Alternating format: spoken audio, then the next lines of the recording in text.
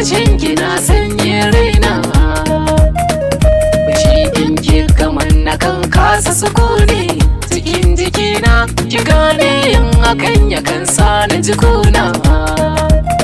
Sona da ɗaruruwa cikin rai da jikina, ya zan misalta misalin addadin fitar numfashi na. Kin san shi so a duniyar soyayya, sai da yarda ki yarda da ni a so na ɗaura ki a hanya, kin ji ƙauna hayya.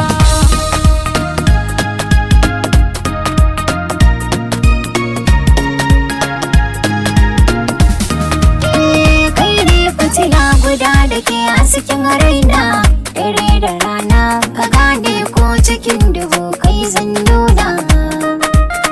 Na ɗau aniya da kai kaɗai zan zauna, zama na ƙauna a kullum zan ji san kana so san raina. So ya kai so cikin jini na da jikina, farin cikina musamman in ka duba in yatsotsi na.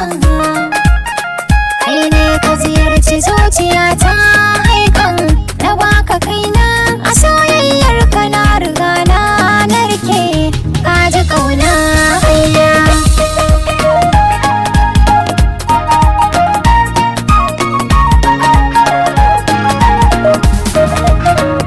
Ashe shi so farin ciki ne, sirrin tana a rai ne, alaka ne da ke tana ƙara kusanci.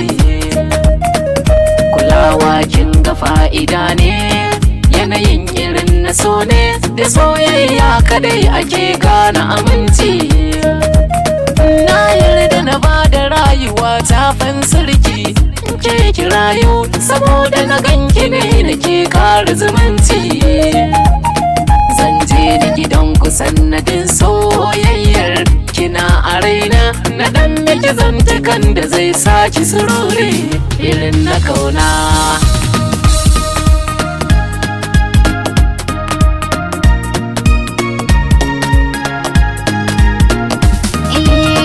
Na jingina a jikin katangar soyayya, ka agaza min soya harban a zuciya yayi min illa.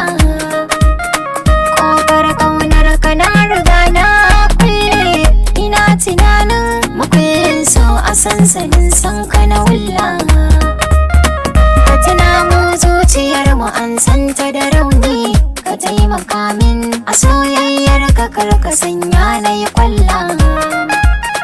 A gare ka na durkusa da gwiwoyina, na kasu da kaina kamin na riko iya wuya kar da ka bar ni, ka ji ƙauna hayya.